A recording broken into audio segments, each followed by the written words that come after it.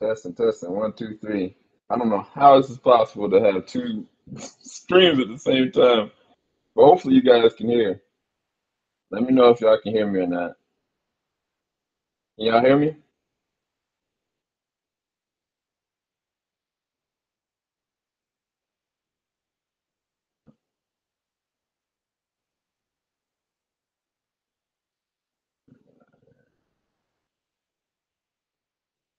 Yeah. Cool beans. All right, I'm gonna get the gang to come over my way.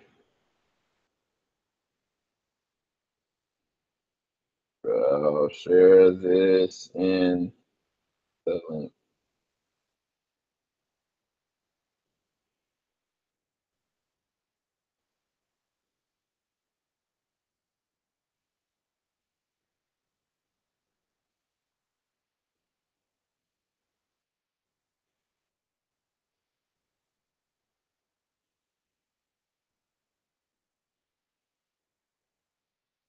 All right, yes, we're almost here. Happy holidays to you, Elisa. I appreciate that. Appreciate that. All right. Can you hear me? Can everyone hear me? Yeah, I can hear you. All right. I'm just waiting on Yeah, I'm Chris telling to you, drop. Disney's not happy with us right now. They're like, oh no, we already got I legit 53, feel 56 that. percent That's what's going on on. audience. They're like, no, oh snap, we didn't pay them. That's right, we got to pay them right now. After this, boy, we still got to pay off everyone for the new movies we got for 20th Century Fox that are coming out. So let's try to shut it down right now. Copyright. But no, let's just go ahead and get back in. The interesting thing that is that most people have moved over to the other chat, so this is really great. Am I here? But Yeah. let's go ahead and get back in. The interesting thing that is that most people have moved over to the other chat. You mind muting that? Oh, sorry. There we go. Sweet. No. Your audio. I can just hear the video in the background. Yeah. Okay. There's Everybody here? I think so. Looks like. Me? Let's cross our fingers. Oh, man. Shut us down, y'all.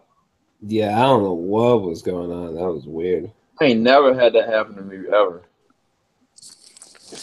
And that's crazy. And it's only 4 of us. And you've had perfect audio with like 11 people. That's crazy. Exactly. That's the irony of it all.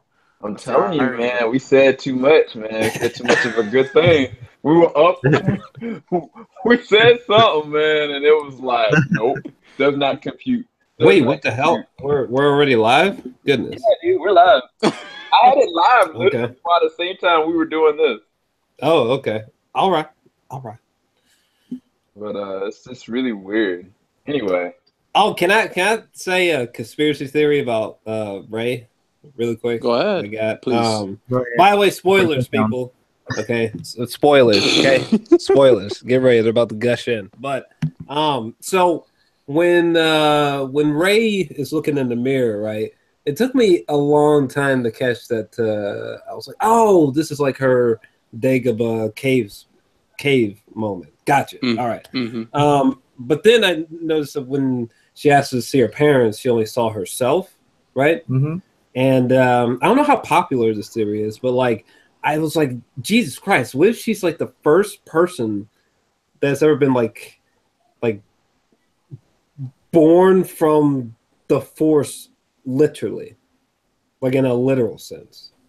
And it's irrelevant, and it's irrelevant whether it's light or dark. Like she was just born from the Force. Wait, you talking about kind of like Anakin? Anakin was born from the Force. Like his mom wasn't. He never had a dad, right? I'm pretty sure. Yeah, he never had a dad. Okay. Yeah, I think it might be like that, and like some people just found her somehow in like a Moses type of way, and things progressed from there. But for real, because for one, it would definitely explain why she's just so freakishly. Some things just come very natural to her, or how she can do so well in her first ever lightsaber battle. You know, I'm not sure how popular that theory is, but like I feel like that might be the answer.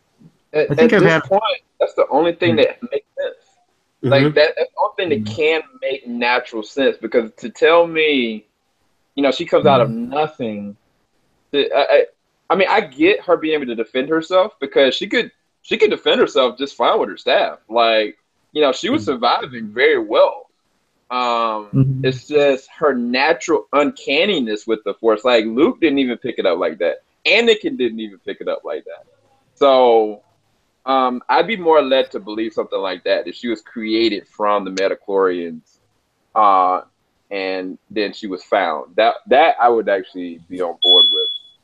Right. I've had what is that? Smoke alarm or something. Oh snap! So, but I've had oh no, go ahead. Okay. I've had a conversation with my friend about that, and he was like, he didn't like the movie either, but he was trying to come to terms with it in a way. So he was saying maybe because of the balance of the Force, they need to have the dark and the light. So when Snoke and Kylo Ren came on as both dark, the Force needs to create Rey to balance that out with Luke. And then now that Snoke's gone, that's why that kid at the end, the very end, where his Force broom kid. broom. So they needed another Force user to balance. Like, they need more Force users to balance out the light and dark. I don't know. I mean, I don't know how that really works, because I'm not really in depth in Star Wars lore. I only know the movies. So, I mean, I don't know if you know if that is legitimately, you know, the balancing of the Force. You need more, as much light as Snoke did say that Rey is like the equivalent to Kylo, kind of in the sense like you know, he's the yin, she's the yang, but kind of literally though. Right. He definitely did state something like that in the film before he died. Which might be an overlooked statement. You know, there might be a lot more behind that statement than we may realize. I mean, it's so interesting and fascinating how bold and ambitious this film is, because the reality is they've never confirmed, you know, Ben Solo or Snoke as Sith. They are Force users that use the dark side, but they never proclaim themselves as Sith. They talked about the Knights of Ren. They talked about the armada they're building, but they never referred to themselves as Sith. So that whole concept of, you know, Jedi and Sith, I feel like that's going out the door anyway. But as far as what you can do with the Force, this is the first movie that takes some things that are off canon and off the spectrum of the norm, that piss people off and intrigue them simultaneously. More Jarrell on the intrigue side. Everybody else probably on the negative. And then we saw, you know, Leia use the Force to create air around herself to survive. We saw Luke project his body galaxies away. Yeah, like Superman. Wait, hold up, fam. Hold on a second, fam. Can we talk about that Leia moment for a second? I'm gonna try not to get triggered by it. Akazai! What's going on, bro? Galaxies away. Akazan's up in here? I heard somebody mention Sith, so here I am. You rang. Oh God. Whatever. Rang. That's awesome. The dark side compels you. Oh God. But I wanted to talk about that Leia Superman moment for a second. Because man, it's been triggering the hell out of people. I guess for me, I'm not bothered by it, because at least cinematically, I don't follow the canon, but like cinematically speaking, there's nothing to suggest that someone with the Force can't do that. It's just so I was cool with it. I just didn't like the way it was filmed. That was the only thing. You know, I kind of used the Superman Goku analogy in my review, where like when I was first watching the video, I was like, well, clearly Goku's gonna win, right? And then they make Superman win, and they give you reasons why. And I was like, what the fuck? I had no idea he could do that. All right, fair play. Right. Shit, you know, I forgot all that stuff was there. So that's kind of mentality I took to the Leia thing. I just didn't like how it was filmed. You know, it was not necessary to show a CGI Leia flying towards this. It just didn't work. It just didn't work. You know what I mean? Yeah, I agree with Jarrell, because the thing is, one thing is if, like Luke said, you know, I trained Leia, you know, because we all know that she's force sensitive. If someone would have acknowledged, oh yeah, Luke, you know, trained her a little bit just in case something like that happens.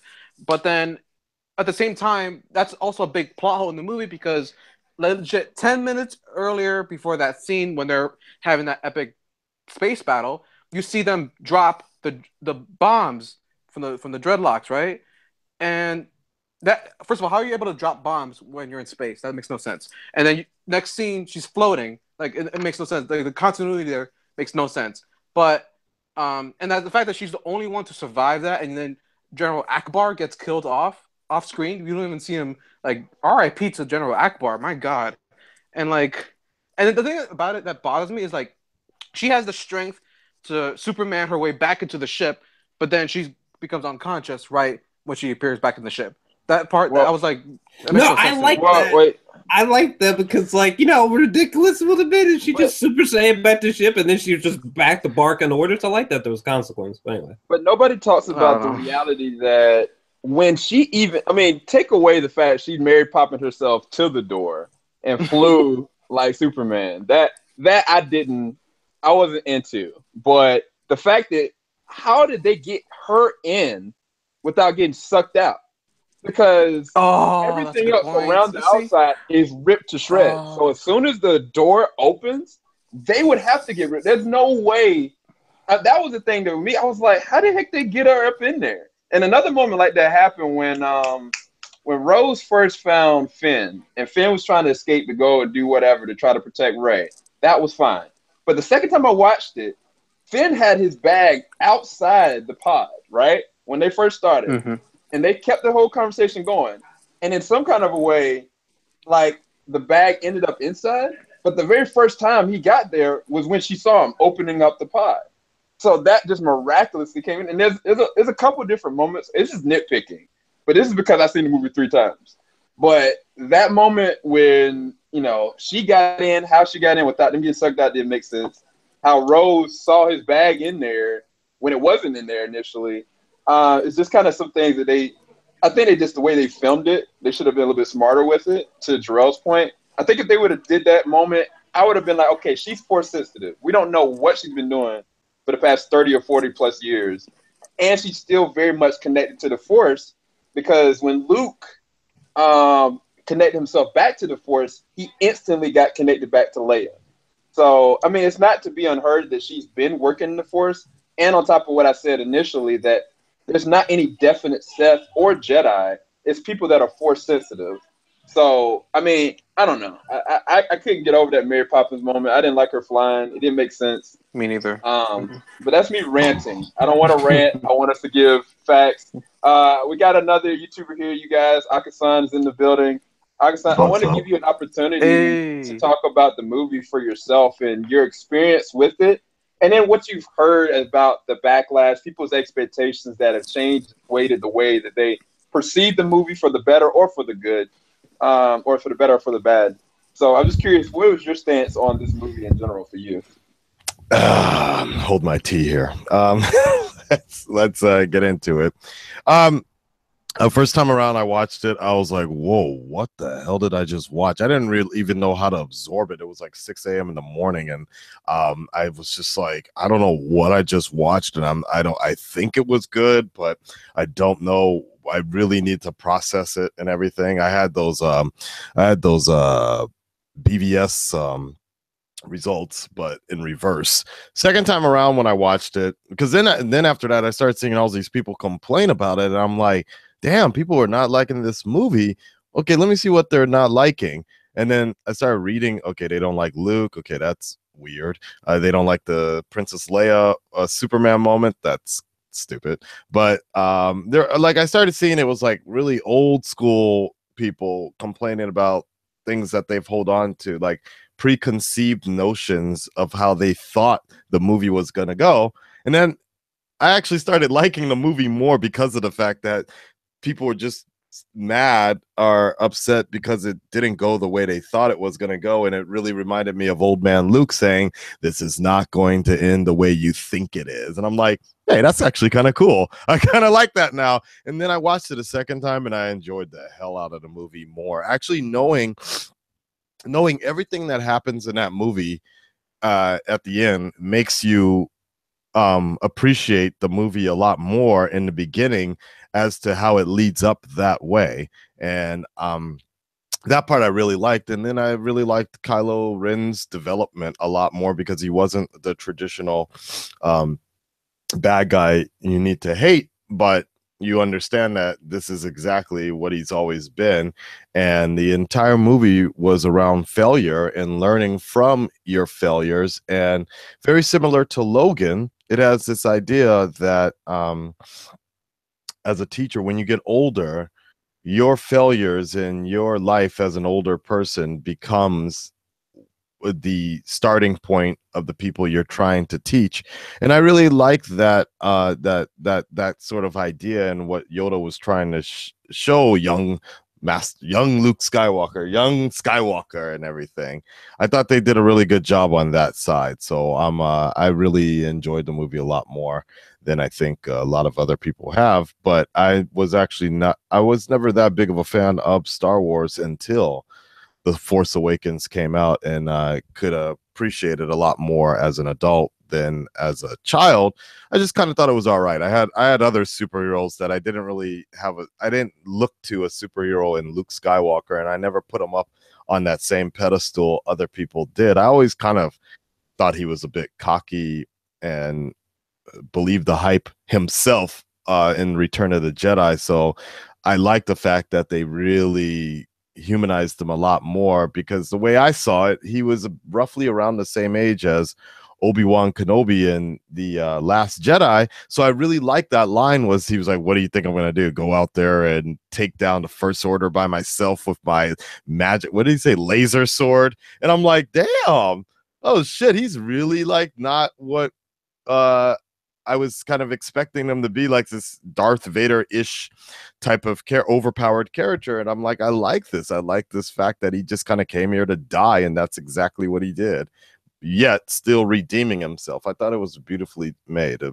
very complex, not complicated, but complex movie with many layers that if people just take the time to really look through it, you can have discussions like this. And you can't really say that about many other movies this year.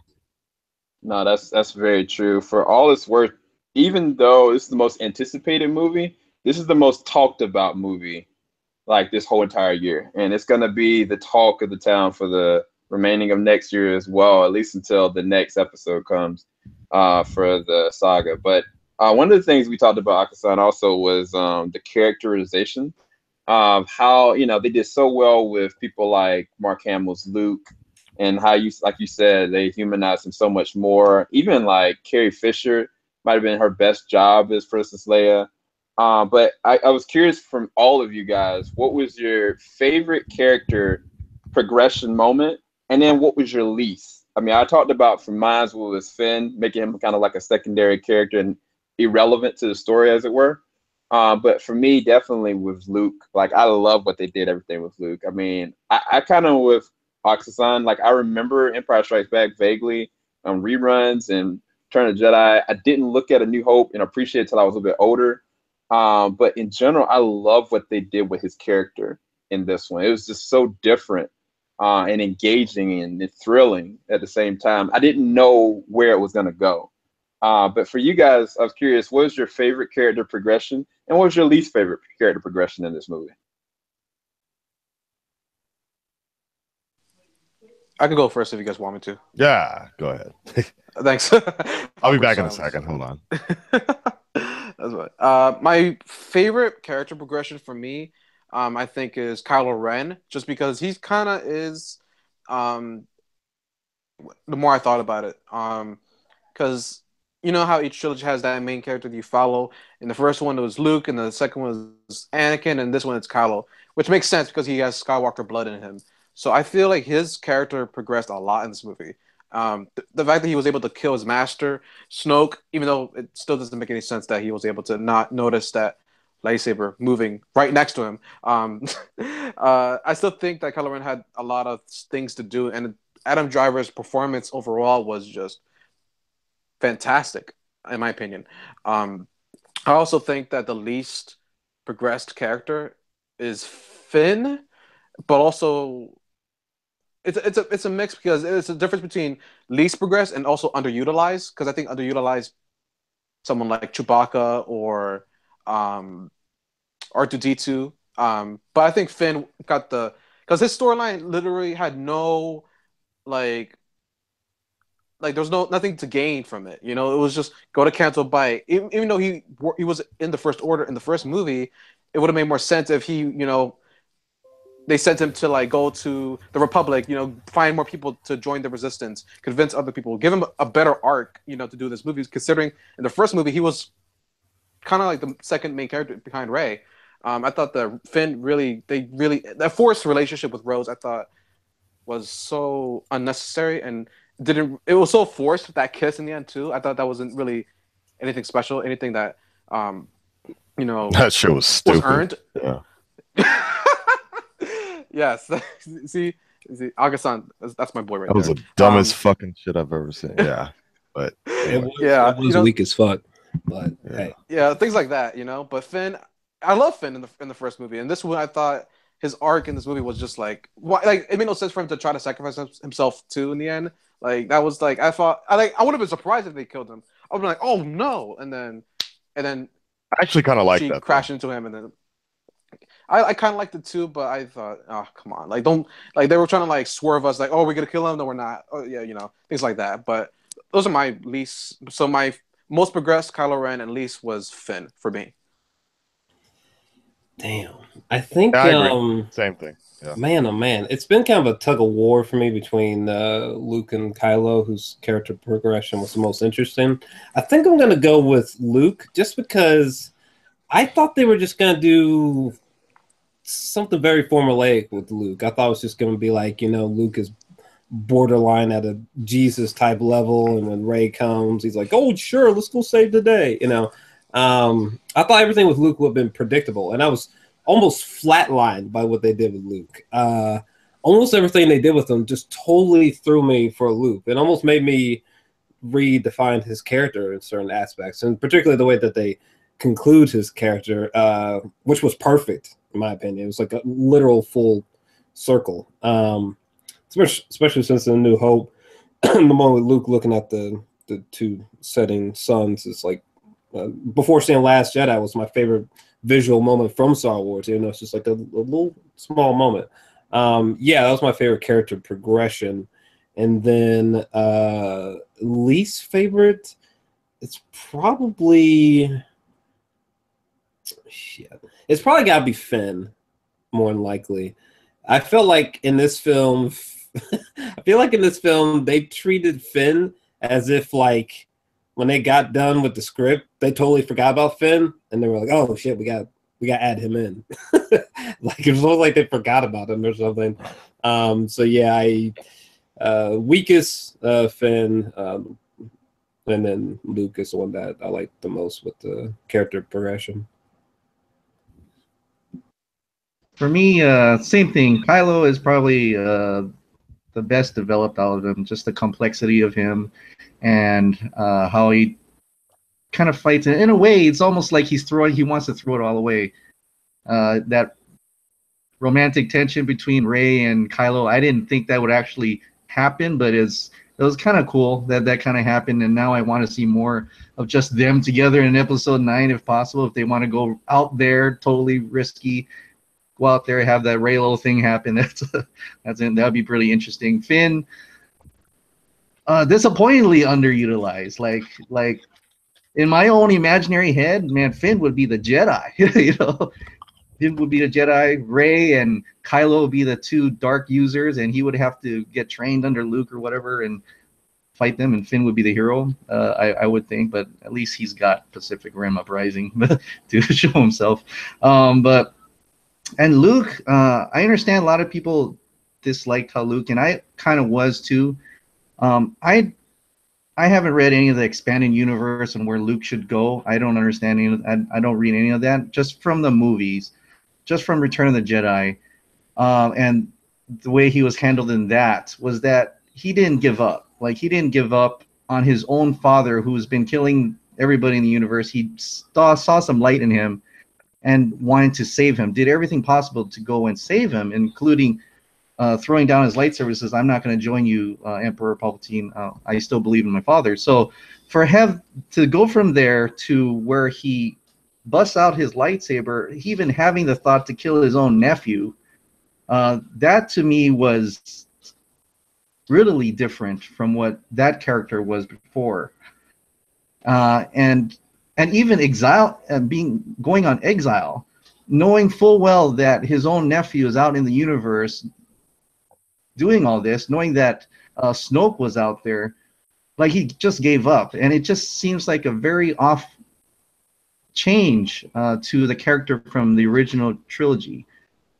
And I was gonna bypass that going into episode 8, wondering, oh, maybe they'll explain why he actually went to exile, but it just made it not, it didn't clear that up for me. And even Mark Hamill said himself, he had to thought process play as a guy named Jake Skywalker, not the Luke Skywalker. So, and that just solids in more, solidify more my complaint about that. But so for me, Luke Skywalker kind of didn't even, it ended in Return of Jedi. I don't know who this guy is for me. But Kylo Ren is definitely the one I want to see going forward. And when they call it the Skywalker saga, I guess, you, like Anthony says, this would be the Kylo Ren story more than Rey, unless Rey turns out to be something else in episode 9. We won't know. Nah, that was actually perfect. I was actually curious though.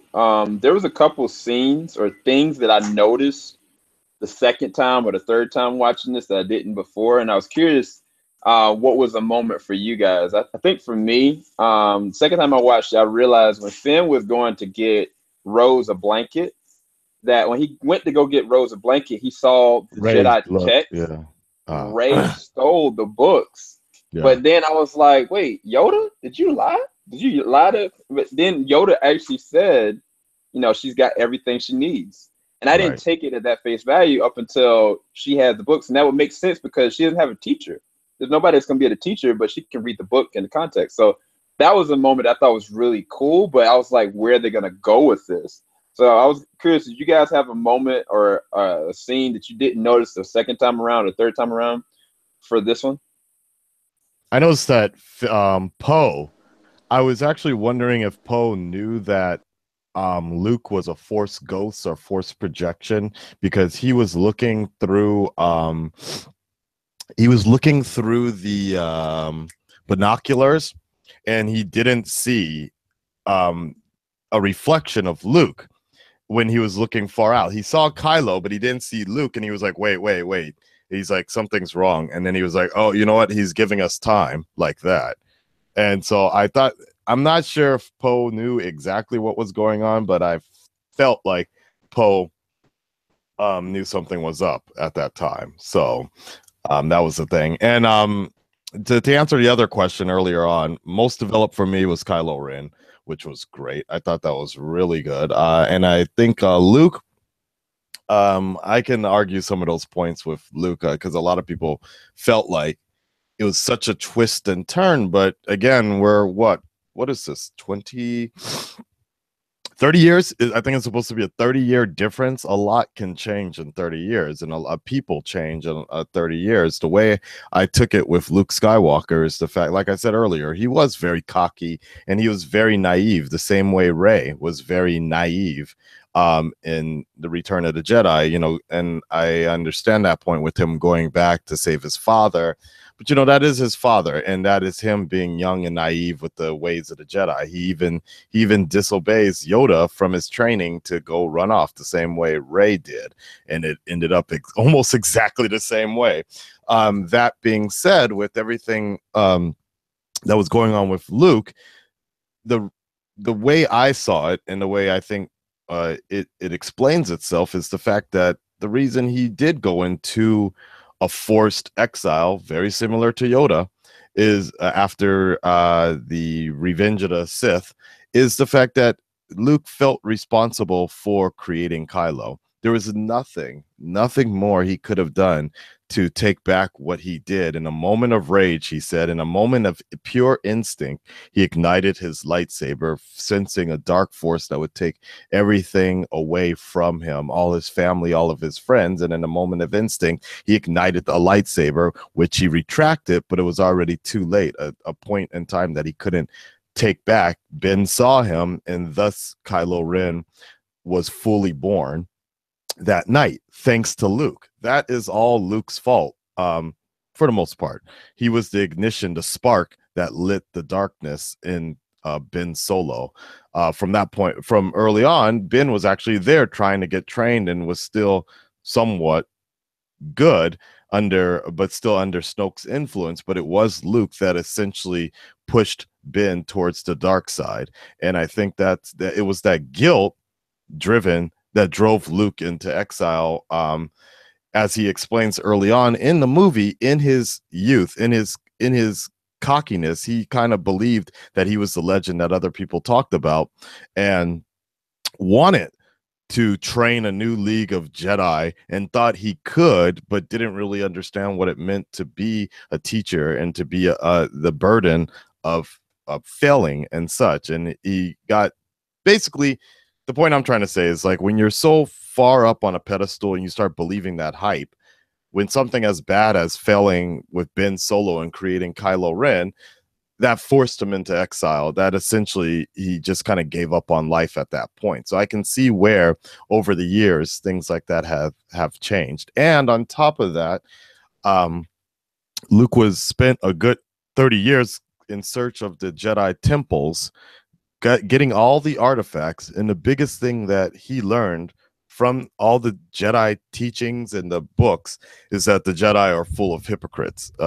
And at the height, as he said in the movie, at the height of the Jedi religion and the Jedi practice, they allowed Dark Sidious to rise and the Empire to take over all the universes and the universe and what have you not. So I think that within all that knowledge that Luke gained within the 30 years, it really did depress him, and it really did make him realize that it was time for the Jedi Order to end, until he found a ray of hope. No pun intended. So I see what you did there. Man, yeah, there you go. That's it. Like, I've been thinking about this stuff sometimes. Like, that's my answer for a reason why people are so upset, and they feel so what feel like Disney or whomever did such a disingenuous thing with Luke. But I mean, you tell me, go find somebody, go meet somebody 30 years later from now. They're not going to be the same person for the most part. Especially if you go off, especially people that here's a better example: people that go from high school to grad school. They're not the same person they were in high school or from grad school. They've learned many things. They've seen many things. They've shared many different experiences, and it fundamentally changes a person, especially from when they're young and naive to when they're old and bitter and shit. Yeah, you speaking truth, man. Yeah. Sam, what was the original question one more time? Sorry, I get scatterbrained. No. I got completely sidetracked because I was about to go say something totally different. Right. What was the moment that the first time you saw it, you didn't catch the second time? Oh, gotcha. Yeah, I think for me it would be the biggest thing that stands out beyond just a list of small nuances is Rey and Kylo.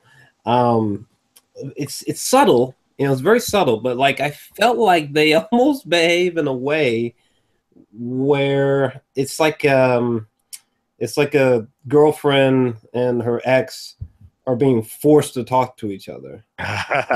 Like they have to communicate with each other. I got that kind of vibe. Like there's a layer of attractiveness there. It's hard to say if it's sexual, No, they definitely need, or if it's romantic. But It was definitely sexual. It was. yeah, because no. but like, No, I believe it's the Force bringing them together. Kylo's intrigue in the Force, Kylo's interest in being the best and being on top of that, and Rey's connection with the Force. But yeah, I don't think it's sexual, but I think they're bonded souls, just like Snoke mentioned. Yeah. So and you know, you even see with Kylo turning fully to the dark side. He's like, please, I need you in this. He really wanted her to be by his side. But yeah, there's always going to be that connection, and I like that. I wouldn't say it as sexual, but they're definitely connected in some form or fashion. Yeah, I try to be careful saying sexual because you can tell people get triggered and shit. But like, it's very subtle though. Like when they're in the elevator going up to see Snoke, I was like, damn, this almost feels like a Clarice and a Hannibal Lecter type of relationship in a way. And look how that ended. You know what I mean? So, or you think about when they were touching fingertips there, and she was talking about how she never felt so alone. Or that really funny line where she was like, "Can you just put on a cowl or something?" When he was. Oh, that was whack. That wasn't funny. Sorry. Or to take it a little bit step further, one thing I've been this is more of a nitpick, but kind of conflicted with. It's like, why is he so trusting of her in a sense? Is it just that he's attracted to her power? You know what I mean? Is it just a kindred spirit thing? You know? I mean, I don't think it's just that. I think he also wants possession of what she has. He wants very much so to control her just as much as he wants her to be on his side. Because in the first one, like, he was so threatened by her, and he lost to her. You know, that scar that he has is because of her. You know what I'm saying? And so I feel like in this one, like, he understands she's not going away, but I'm about progress. I can try to manipulate her, because that was the first thing he did. The first thing when they got connected together, he was like, "You will bring Luke Skywalker to me." Thinking that, that was the first thing he said. And then the second time, it was like, you know, you must kill the past, you know, like just destroy it if you have to, alluding to her eventually attacking Luke Skywalker because of what she didn't understand what happened. You know what I'm saying? So I think that there's a level of like control and manipulation, because that's all he knows from Snoke. Snoke was very much so trying to manipulate and control him, and it's like verbal antagonistic abuse in some shape or form. That's all he knows. But they are also very much so connected to the Force, because Snoke said, you know, that I was bridging your minds, but after Snoke was already dead, their minds were still bridged. That's why so many people came up with this theory that, you know, either one, their brother or sister, or there's some other kind of connection outside of the Force with them. Just because the only two people that we know of that connected was Luke and Leia. And so I feel like it's something deeper with that, but I think that a lot of his was very much so control, and a lot of hers is trying to preservation of life, trying to connect. That's why I think when they had their visions about each other, they were so different, because their idol, the things that they perceived as right and wrong were so different. They didn't line up. That's why their visions of each other were very different. That's just my thought, Drew. I mean, you know, Rilo, I ship it. You know Raylo. Yeah. Do it. Raylo, do it. There's a lot of Raylo fans out there. You seen all the weird fan art? No, I'm always be a fan, man. Well, you know, okay. Here's a good example is Witchblade. If anybody is familiar with that, Witchblade in another comic called The Darkness, and they have similar powers. They act differently, but Witchblade in The Darkness, they're somewhat Jackie, and I forgot the girl's name, maybe Sarah. They're kind of attracted to each other, but not really. And so they're there, but they have similar powers, and they are kind of connected to each other, but they don't really get along with each other that much. But yeah, it's kind of similar to that. People like that idea that there's a female and a male version like that. Yeah.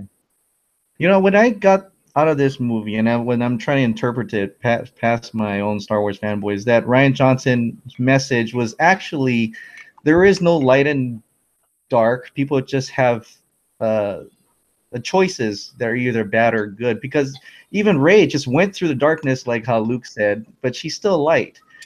And Kylo Ren doesn't kill his mother. He doesn't pull the trigger. He's still light and dark. And the way he tells, to me, the way he tells Rey is that let's just get out of here. Just you and me. Let's get out of no Sith, no Skywalker, no. I forgot what the exact words he said, but to me, it almost feels Rian Johnson was trying to say that there is Force out there, but it's just the way you use it. You want to use it for good in terms of what you think is good or what's bad. And I think that's the message. It's like taking out the lore of what's really evil. Snoke could probably be really, really evil, and Luke could be more on the good side. But to them, I guess what a lot of people are saying, the gray Jedi. Yeah, that was the only disappointment I actually had in the movie. So, yeah. So like you don't have to be totally bad, totally good. It's just the decisions you make, and what you use with that Force power. Is that what I came out of it? It's like, so in Episode 9 there won't be any like light or good. It could go either way. War is war. I'm with that. Yeah, no, I agree. I was reading the original Jedi texts the other day. Like the Bible. Not the page turner they are. But the original Jedi text is before this whole dark side and light side came up, there was an actual balance. There was legit balance, and the original planet where the Force was calling people and everything, like you actually needed to be able to balance the light and the dark, or the entire planet becomes corrupted. So these original Force users would just sit there and meditate all day like Shaolin monks, and they would actually be balancing both the light and the dark side. And then what ended up happening after some time is there would be fully light people and there would be fully dark side people, and that ended up kind of being sort of what the balance was like on two different opposing sides. But originally there were users that balanced the light side and the dark side all at the same time, and so I thought that's what they were going to start to hit up for. I still don't like the fact that Rey is technically a Jedi, but in some sense she is more of a gray Jedi. They just didn't really state it as much to be a light and dark side user. But I agree here with what Chris is saying, is that it's definitely even Kylo has a bit of light in him. Rey has a bit of the dark side in her, so they're kind of balanced, but they're not legitimately calling it gray Jedis or gray Sith anymore for marketing purposes. Man, that was very profound, because what that made me think about is, what if in Episode 9, they both come to this equilibrium within themselves, that they both have to be the balancing factor. That for her, even in this movie, they alluded to it when she went down to the darkest part and she came out of it and she wasn't afraid of it. You know what I'm saying? Like, what if both of them end up being what's considered a gray Jedi, or the in the middle? That's why even when I first looked at the first teaser, I was like, what is the in between called? You know what I'm saying? So I think that's very profound, Akasan. I think that they're gonna definitely raise that for me, because I don't see Kylo Ren as conflicted, as dark as he is. I can't consider him the villain of this story. No, I think not he's at all. the most interesting part about this, but I don't see him as being like, okay, he is the supreme leader, Kylo Ren, and he's got his Knights of Ren that are going to be his accompanying knights or whatever. I feel like there's something deeper to that, and it all is pulling them together. Now, how it's going to end, I don't know. But I was curious from all of you guys about Snoke, because in The Force Awakens, they didn't serve Snoke that well. But in this movie, they showed his capability as a Force user, and whatever level that is. They don't tell us anything about his background. They don't let us know anything about him.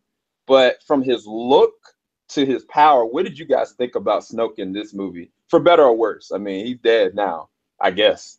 But for better or worse, what did you guys take from Snoke in this one? I didn't really mind what they did with Snoke, because I never really, I don't know. I'm still so amazed at certain people's expectations that they had or how tied to their expectations people were walking into this film, because I didn't really have these grandiose expectations for Snoke. I didn't mind at all what they did with him. The fact that they just made him more interesting than he was in The Force Awakens was good enough. That was sufficient enough for me, anyway. Yeah, I liked everything they did with Snoke. That, like, I thought that shit was great. Like, the fact that they killed him early on was perfect, because I was like, really? And because in the back of my mind, like Jor-El was mentioning, this grandiose kind of expectation in the back of my mind when that lightsaber was twitching, I'm like, no, it's only the second movie. Like, you can't do that. Are they really gonna do that? Oh shit!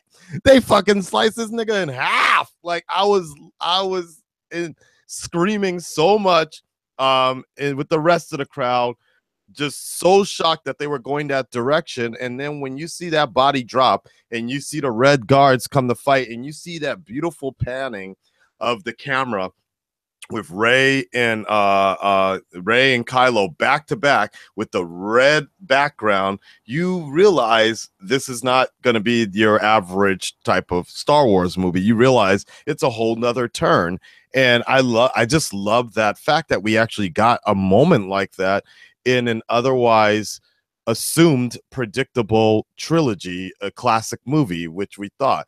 And I love the fact that it wasn't predictable like that. The fact that they took out the assumed the big bad in the movie. And I thought the time that he was on screen, Andy Serkis did an amazing job convincing me that wasn't a CGI character. I'm like, fuck, is that really like the way he was from the beginning of roasting Kylo, talking shit to him, talking about all this shit and being obsessed with Luke Skywalker, everything I just thought was done really well. And I think he served this purpose exactly as it should have. Otherwise, like we were all expecting, he was just going to be around, and then it was probably going to be a battle with Kylo and Rey teaming up, losing, maybe Luke coming around, and everybody fights Snoke at the end in the third movie. But it didn't happen that way, and I'm so glad that finally a classic movie decided to turn our expectations around and keep us guessing what's going to happen next. Yeah, for once.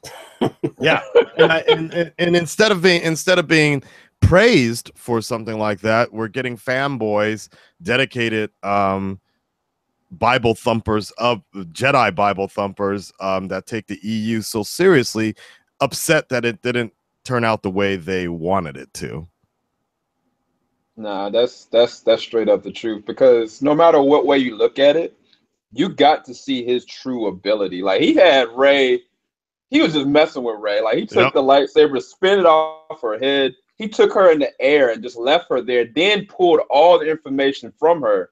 And nobody even talked about that. The fact that she knows everything, or he knew everything about Luke, everything she's done. He knew everything about her. He didn't even throw that in her face. He was like, you're going to have to die. Like, there's no options here. And for him, to die the way he did, I think that was the most surprising thing that got me hyped in the theaters. When it happened, I was like, oh my gosh, what is, how is this going to be resolved, one way or another between it. But the moment when it happens, like, it was magical for a Star Wars movie to happen. That's undeniable for me personally, but I'm sorry. No, yeah, for worse, man. I'm sorry, Anthony, you going first? No, you go ahead, man. Go ahead. Okay. Because I got a lot to say about this. Okay. Okay, so yeah, I did. I mean, when episode 7 came out, I always had like, oh, who is Snoke? What is that? And I bought into a lot of those different theories that went out there. But then instantly he got killed. I was like, oh, okay, he's not important. Oh, okay, all right. And it went straight to probably the best scene in the entire movie is Kylo and Rey fighting, teaming up, buddy cop style. It's really super, super awesome. And that, like, if anything to watch that movie again would be that scene. If someone has that clip, let me know. But but Snoke just really meant nothing. And it is interesting because this episode 8 became the episode episode. What was the Return of the Jedi episode? Yeah, so became episode 6. Yeah. You know, so it's like this is your episode 6 and 5 and 6 together. Where do you go from here? Like the big bad is gone. Kylo Ren doesn't seem to be, you know, supreme leader type. Hux is pretty laughable. So it's like Kylo Ren could literally just doesn't look like he could control the First Order in this one. Like the rebels, the resistance gone, the First Order is gone. Now it's just Kylo Ren and Rey, and what's going to happen to that small group of people? Unless Episode 9 takes place many years after, and they were able to rebuild both sides and introduce another character here and there. But it's very interesting how Episode 9 is going to go on. I have no idea. But Snoke was the least of my problems. All right. So in the Force, here's the thing, and I'm not gonna rant. We talked about this in the last discussion with Sam and everyone. The thing is, Snoke, I never really, like you, Jerome, I never really thought about it more and more. I was like, okay, wait a minute, because I remember 2 years ago they said that Snoke was around when Luke, the Emperor, and Vader were in that room in the Return of the Jedi. He was around, so it builds the mythology. So maybe there are more Sith out there, you know. And there was theories. I know I don't really care about the Star Wars theories that much. People thought he was Plagueis. Some people thought he was a reincarnation of Sidious. I was like, whatever. Let's see where it goes from there. And you're gonna tell me that this guy who's able to do Force Skype through different parts of the galaxy between Rey and Kylo Ren, and he's able to sense what they both feel, push Rey around that throne room everywhere he wants, slap a lightsaber right at her head, and then just manipulate her that way. But he's not able to sense a lightsaber that is right next to him on his throne, and you just kill him off like that shows, first of all, it makes no sense, and the fact that Lucasfilm themselves don't even know what to do with his character, so they're like, oh, let's just kill him off. You know, no one's really gonna care. You know, so let's just kill him off. Who cares about mythology? Who cares about the backstory about Snoke? You know, so let's just kill him off and then have Kylo Ren be the new hero of this, or villain, I should say, of this new thing, which I have no problem with that. But why set him up so powerful though? It makes no sense to me. You set him up to be so powerful, and you know, like this guy that's supposed to be this, you know, mystery character. So it shows that Lucasfilm, with Snoke, by killing him, they just show we could just create any characters we want, you know. But yeah, they're so strict about the Star Wars, you know, expanded, you know, with the books and the novels and the comic books and all that stuff. So I'm like, Lucasfilm, like, pick one. At least give us a backstory about who he is. It would have made more sense if he was Plagueis, you know, in my opinion, because, you know, Plagueis the Wise was able to, you know, the only person to come back from the dead. It would have made a lot more sense. So by killing him off, you just show, nah, we don't care. We don't know what we're doing. So that gives me doubt for Lucasfilm in general, because you're like showing, oh, we don't. It's like, if you don't care, then why should I care? Pretty much, you know. Like, that's, at least for me, that's what they did in that scene. Because the first time I saw it, I was like, yo, yes, he's evil. It's a great moment for them to reunite and get together. It's unpredictable. We didn't expect that at all. But at the same time, you really like you lost a lot. That's why a lot of fans are mad. Not because of the theories. I don't care about the theories. It's just that the way they used him to set him up so powerfully, and then have that payoff of like not being able to notice a lightsaber right next to him to get sliced in half. It makes no sense. Ryan was just like, nah. Exactly. You know, he was like, I don't care about Force Awakens, which I respect as a visionary, you know, director like him. You know, he's really, really smart. I love Looper. I love Brick and the episode of Breaking Bad that he directed. But that was just a slap to the fans. That's exactly what it felt like. Similar to the part where Luke throws the lightsaber away in the beginning of the movie. That was like, I love that. That was great. It was like, it was so good. I love that shit. It was like fanboys. It was like a big middle finger to the fanboys. That's what I loved about it. That's what I loved about it. Yeah. I don't get that. I don't understand that mentality. I love the fact. No, because I love the fact that for 2 years, people have been like, "Oh man, this is crazy. That's his father's lightsaber. That's Luke's lightsaber. There was a hand with that came with that shit, and blah blah blah." And it was like, "Yep, this movie's going a completely different direction." He was like, "Fuck this shit. I don't need it anymore." I'm sorry, you fanboys are crazy. That him throwing the lightsaber over his shoulder was one of the most ingenious things I've seen all year. In any I don't know movie. about that. All year. I love that so, shit. because I love the when you fact watch that The he Force just Awakens tossed it now, over, man. like- He was like, "Nope." Yeah, no, I respect that. No, I understand you guys how you guys feel about that. For me, though, it ruins that ending of The Force Awakens when it's that moment where the lightsaber that he hasn't seen in more than 30 years, and there's no explanation.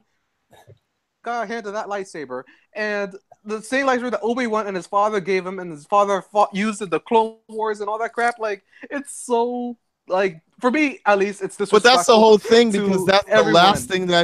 last thing Luke wants to see is any of that shit and any of that history, because But they drop it. But the thing about that scene is it was used for humor, though. It wasn't used to show. Like, he could have easily dropped it. Like, he could have dropped we it. took it and as then humor, but It would've for been the Luke, same it was thing. just like, meh, whatever. For me, it was forced humor from Rian Johnson. No. I don't think it was solely for humor. I don't think it was solely for humor.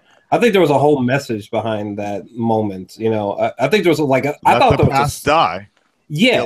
Yeah, I thought there was a statement being said there, basically. And the whole statement with the thing with Snoke, just going off of what was being said by visual media here, is the fact that this idea of everybody was so boasted, got too cocky, and like I said, there was a running theme here about failure and assuming things were going to go a certain way. And I think that's what the thing was with Snoke, was that dude got way too cocky.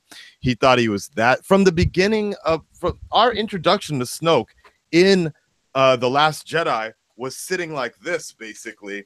Like he was doing this low key type of sitting, just very nonchalant, always like thinking that everything was fine, everything was dope, and that they're going to be wiping out everybody. And then when he was talking with Rey, he saw somebody else that was very similar to him, but in the Jedi way, that was very cocky, thinks it was going to go a certain way, thinks she could have turned Kylo. And then he starts talking about himself and rambling about how he was just so fucking good at what he did, and he can sense every little detail about, like, yeah, he can't sense that lightsaber because he was so fixated on Kylo, thinking that Kylo was thinking about the his regular lightsaber and not the one to his side like that. He got cocky. Yeah, he got cocky and he failed. Failed at sensing that things weren't going to always turn out the way he thought. His eyes were closed and everything. So I'm cool. I thought that was great. I thought that was because that was a one shot. That was a one chance and Kylo took it. And I thought that was awesome. Yeah, one thing I'm legitimately curious about, though, Anthony, is that what would have made you think, okay, so Rey, she's handing Luke the lightsaber, and then we finally see Luke's reaction. What would have made you happy? What would have made you be like, oh, this is perfect? No, I don't have it. Like, for me, I don't have an expectation of like what to, like what I want. It's not about what I want. I don't care. Like, whatever the Rian Johnson wants to say for his story is fine. But it would have made me happy, I guess, if he would have just dropped it. Honestly, he dropped this lightsaber because the thing about it, the reason why I say it was for humor is because later on we see those stupid porgs, trying to touch the lightsaber with their feet. So like that's why I mean, like it was meant for that moment. You know what I mean? So if he would have just dropped it and then Rey picked it up and then followed him back, it would have had the exact same effect for me. Because. And the thing about it that's weird, the continuity there is like in The Force Awakens, it ends lightsaber, and then in the start of this movie, she walks up to him, and then I'm so curious, like how long she was like waiting there. Like he was just like pick up the lightsaber. What do you think? Yeah. The continuity there was a little bit off, but it would have made me happy if he just dropped it. Honestly, he didn't need to throw it. For me, that lightsaber has so much history and like so much significance for me, and that's not me. I'm not even being a fanboy, honestly. I'm not a huge, oh really?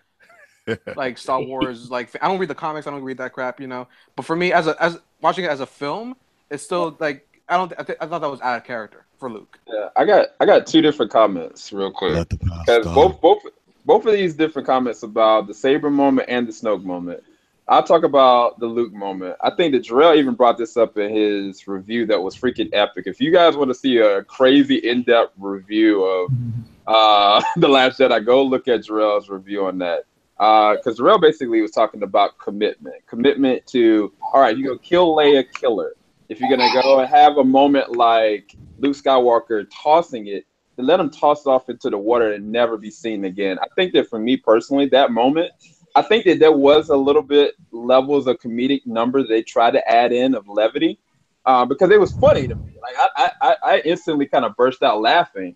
Whereas, like, say he hypothetically did like she came up to him with it, he's like no, and then continued to walk, or he took it and destroyed it, or he took it and threw it so far back that it doesn't even matter anymore.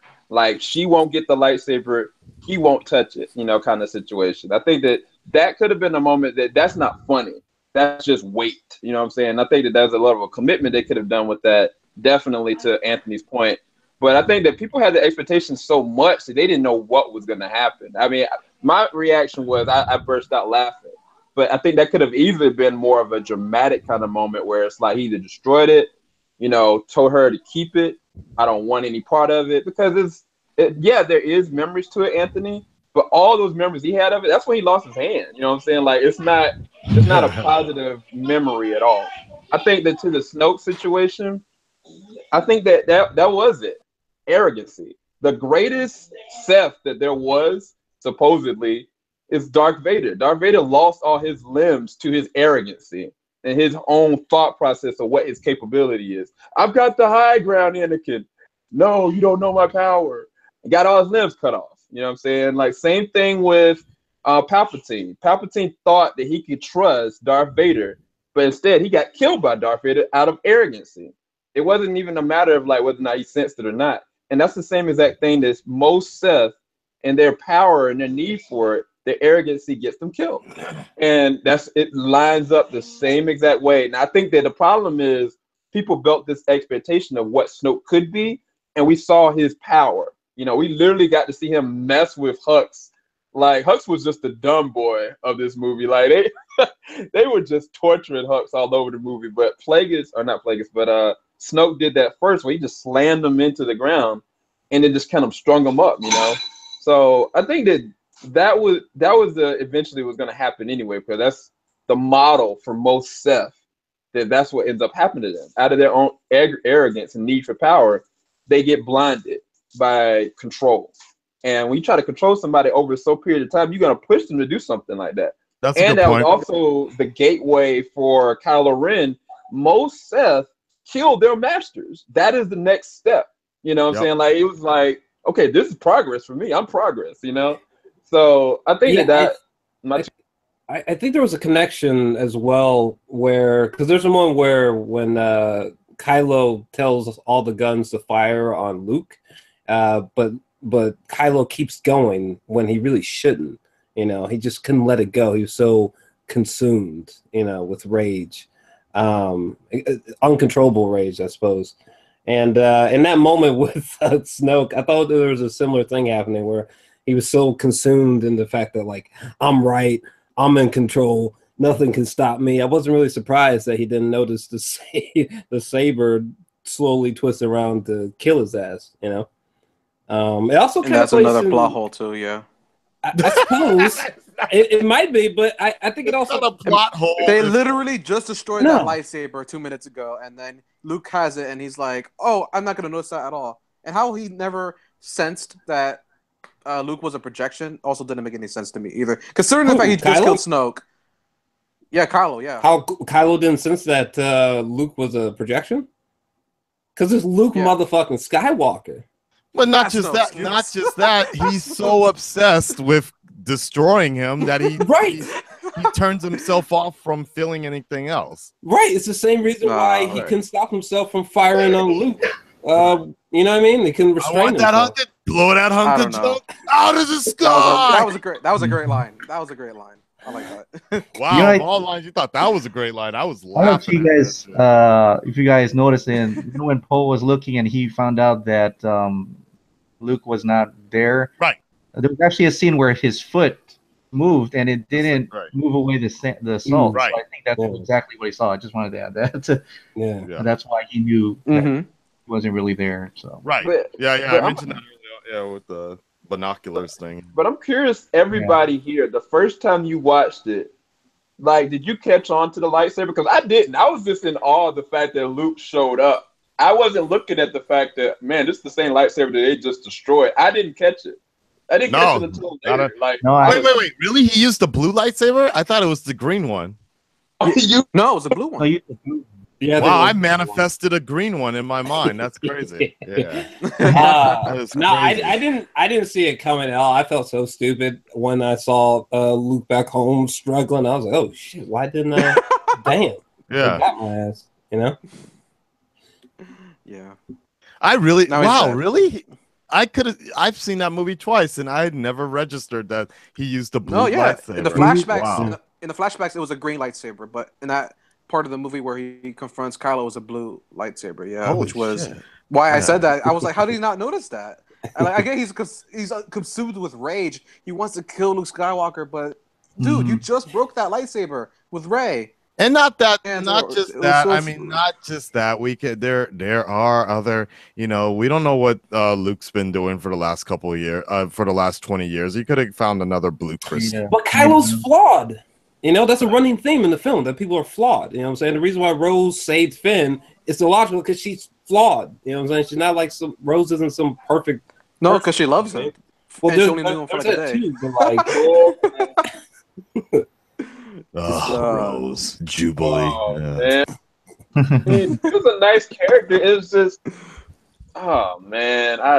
Wait, was Don't Rose get me started about that Finn story arc, man. I call her Jubilee Oh, in the movie for no Jubilee. other I reason. thought she was from the X-Men. I was like, is that the same? No, in the movie for no other reason, just to get a particular crowd. Yeah, that's it. Oh, okay. I did not Yeah. like her in that movie. I didn't. Agree. Yeah. That whole Canto Bight is like, I wanted that to go away. Yeah. Oh, Yeah. God. Second viewing, I was like, this is where I take my nap. Yeah.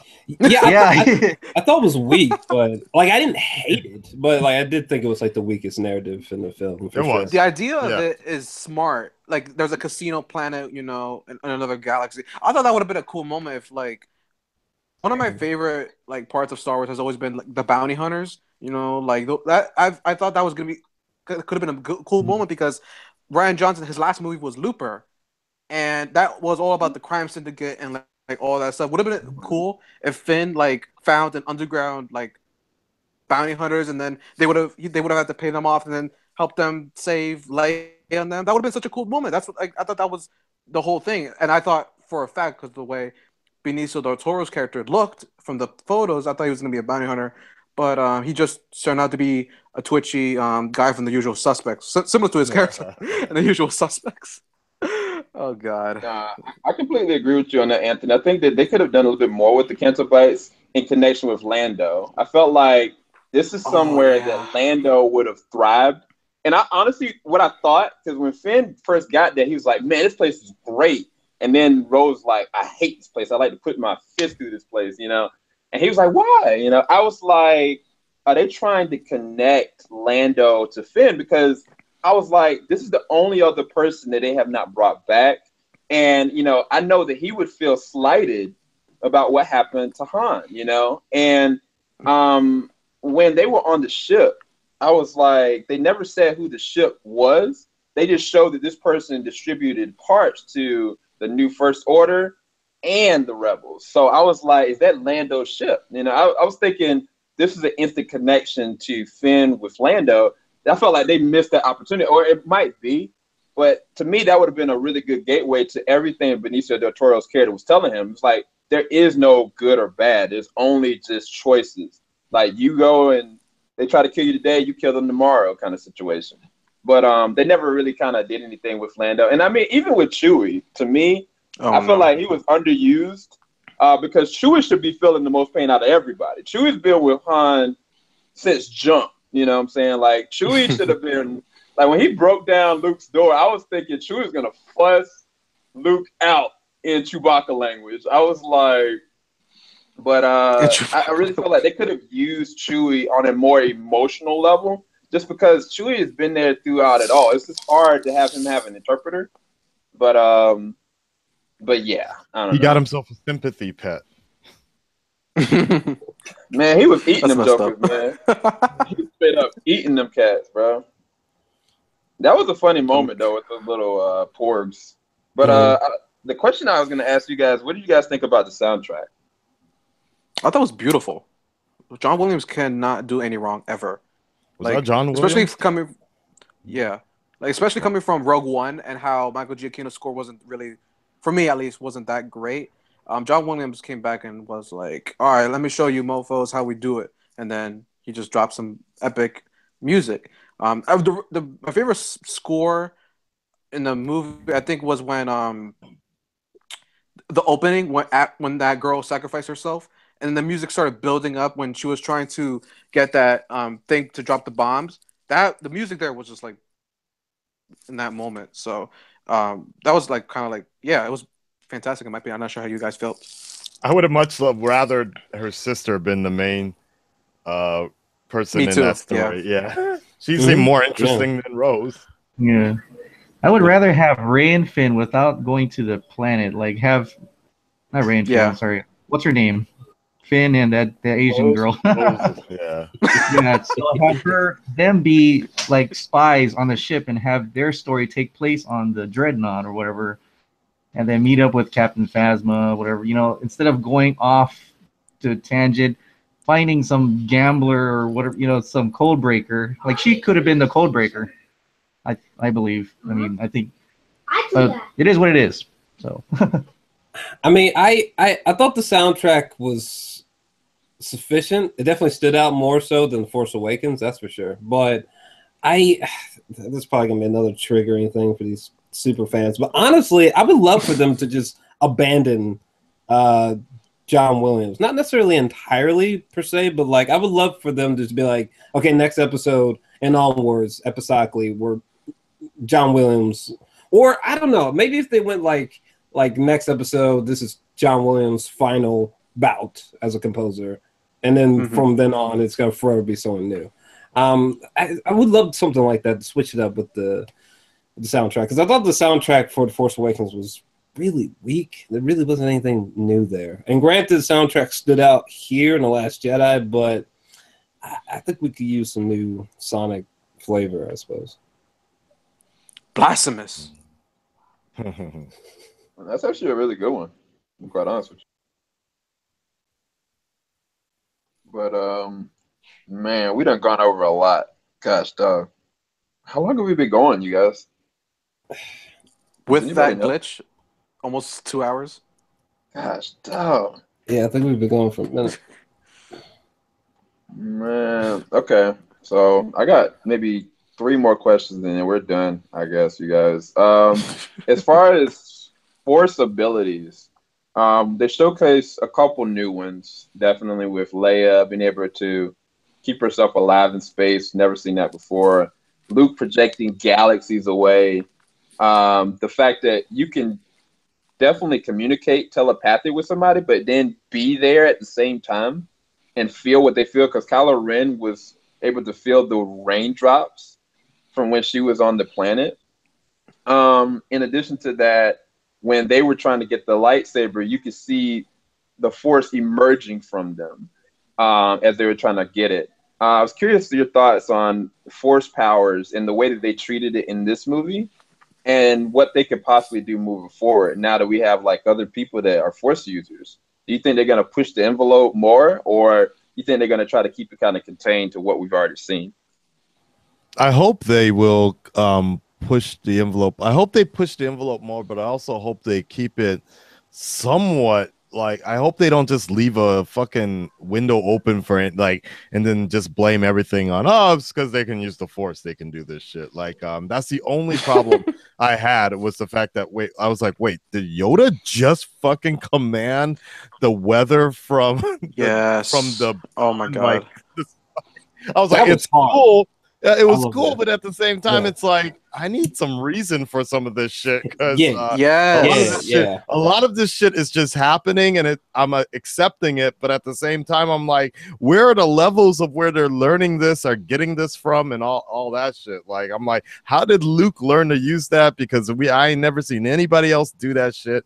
I mean, they do kind of hint to it, like Kylo is somewhat familiar with it. Somewhat, because when Rey is doing that, when he thinks Rey is doing the Force connection, he's like, how are you doing this? The stress alone would kill you, or something like that. So he's familiar with it. It's just that I feel like we do need some sort of grounding for some of these rules on how they're working, because a lot of it did seem like they were just like, let's just make it up. Let's just do something cool.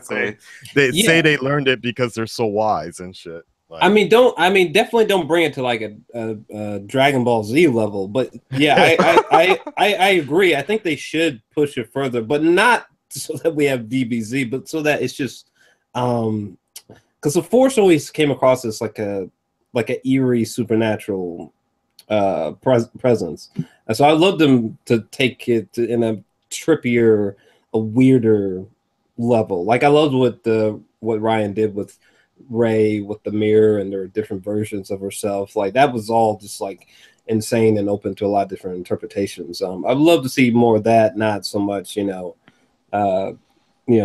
throwing a spirit bomb at somebody from the other side. Watching the next movie, a rule set. Watching the next movie, they're all gonna start flying everywhere. Like, they're gonna be like having like superpowers at the next movie, like Chronicle. What does it say about his Force power? Rey's gonna fly and take it out with her lightsaber. Yeah. Oh man. Oh yeah. Oh god. This Star Wars is dead. Oh my god. No, just kidding. No. I'm kidding. No. No. Like that's a great point. I almost forgot to talk about that, because if a Force ghost can manifest in the living, then why did Obi-Wan say in Empire Strikes Back, "Oh, Luke, you have to go by yourself. I can't go with you." Like, there's like that stuff like that. I'm like, as far as he knows, he couldn't go with them. Yeah, he wasn't as powerful. Yeah. That's Obi-Wan Kenobi. Come on, Obi-Wan. Come on. Anyways, no, for real. Yeah, I know, right? Actually, that's a good point. Yoda, how old is Yoda? He's been around for like 800 years or some shit. Yeah, right? but Yoda could have done that too in Return of the Jedi. If Yoda is able to manifest, or could he from the dead? You don't know what Yoda's been doing the last 30-something years dead. We don't know what's going on in the great beyond over there. For real, what is going on in the great beyond? Yeah, I mean, Yoda could have easily struck lightning to Kylo Ren. Magically changed himself from old to young Christian, whatever that fucker's name is. Oh, Hayden Christensen? Yeah, Hayden Christensen. Yeah, Oh my god. We don't know what's going on over there. They should make a movie on that. What happens to Jedi when they die? Yo, they should make a short film about like how the Force works. A side movie. That'll be forward. 2020. Oh my god. A Star Wars story. The Force Ghost. A Star Wars story. Hey, they need to cancel that Han Solo. This is totally off whatever, but like, I'm so uninterested in that Han Solo movie. Like, I wonder why. Get out of here. I mean, they fired the freaking directors when they were 80% done with the movie. Right. And they reshot like all of it. Like, oh, I see. It ain't meant. I don't know what this movie's gonna be, but we haven't even seen a trailer for it, and it comes out next year. Like, I am very worried. I think, right? That's crazy. Yeah, I think so, man. It comes out in May. Yeah. I thought it was going to come out in December. They're going to push it back to May, though, which is probably going to destroy Aquaman. But Aquaman's coming out this 1 year from now on the 20th or so. Is it? Which is terrible. DC Universe is dead. Oh god. Yeah, I'm a pray for Aquaman because that nobody's gonna stop what they're doing. Right, like the eve of Christmas to go see an Aquaman movie. Nah. hell no. I said hell no. Hey guys, you know what you want to do for Christmas? Let's go see Aquaman. Nah, Like, nobody's doing that shit. Not even Jason Momoa and his. Yeah. They need to release that shit in February. Get that shit over with. Valentine's Day. I'll take my girl to go see that movie. Like shirtless We are Jason so off topic Momoa. right now. That's her present right there. Yeah. All right, sorry, we got off track though. Yeah.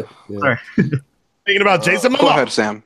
Going back to the force, the powers. Yeah. Like I don't know. Is there a rule book on what force powers can use? Because even Rian Johnson came out and he actually said that he created the bridge connection force powers just so for the sake of the story, so that he could get two characters to talk to each other without trying to kill each other. Oh god. Without trying. So he created that too. So I mean, with that being said, anything goes really. Man, shout out to my man Ryan. I thought the force Skype thing was an ingenious idea personally. I liked it. Yeah. I feel like it pushes the levels a little bit because your future generation has to get stronger than what the previous generations are. Like Luke and Leia had this connection where they could communicate with each other just like Luke and his father could communicate with each other. But now, not just communicating, you can see. You know what I'm saying? Like, you can actually feel and touch. So I think it just shows that's an extension for them moving forward in the Force. Even more so, like, I feel like Kylo is stronger in this one than he was in The Force Awakens because... totally, yeah. And then the thing you have to also remember when they were trying to get the lightsaber together... Go ahead. No, sorry. The thing that you have to remember is Kylo was fucking. He took a blaster to his goddamn side, and was bleeding out when Anne fighting Rey, and he wasn't trying to kill Rey. He was trying to just subdue her. You need a teacher, so he wasn't trying to go all out. No, that's very true. And she was and like, that even goes back to like them together because it seemed like even at the very end of their fight, he tried to sway her towards his side. She should have went with his ass. Who gonna stop them? You know what I'm saying? What's that one line from Kanye where he's like, "Who's gonna stop me? Huh? Who would stop them? They joined forces. Nobody would stop them." You know what I'm saying? That was a very Empire Strikes Back moment too. That I just realized when like Vader offers to Luke for him to join him. It was very similar to that. I just realized that.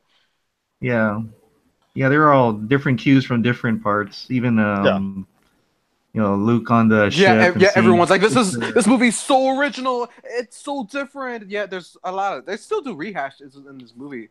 Like when Snoke shows Rey the everything going on. That's the same thing when Palpatine did the same thing to Luke. It's like, oh, look at all these ships, these ships getting exploded. Yeah. Use your power. You're like, it's the same thing, you know? Like it's very similar. There's a lot of similarities, but not overall. Like I still like don't understand people saying Force Awakens is like a rehash. In my opinion, like I understand the similarity, but I don't think it's like exactly the same movie. There's a lot of differences. At least for me, But yeah, this movie was the most bravest Star Wars movie, in my opinion, ever. Only problem that I really had about this movie is old girl Holdo. Holdo went out a G. She went out like a G. I'll give her that. Like I ain't never seen nothing like that.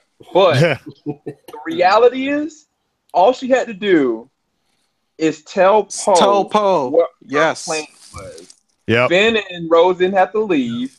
Other people didn't have to die. There would have never been a mutiny. Because even when he disobeyed the order, he got, pulled to the side. Before he did his mutiny, he was like, look, do you have a plan? Can you at least tell me what's going on? He was like, get this man off this bridge. And I was like, does it service you to not be honest? That was the real problem that I had, because even more so than people that tried to defend, like, well, why did she just sit there and wait so long while, ships were getting blown out of the sky? Like, she didn't want to willingly kill herself, even though she said she was going to. But for me, it was like all this could have been avoided if she would have just told him the truth. And I wonder what the movie would have been. Because, at least for Finn and Rose, they wouldn't have left. Like they wouldn't have went to try to get a code breaker because they knew what the plan was. But Why the didn't less they set people, the ship to people that autopilot knew, the either? better, though. That's the thing. But why didn't they just set the ship to autopilot and just set it course toward the other Star Destroyer and just let it go to light speed while guys were recruiting everyone at the ship? Why don't you just do that?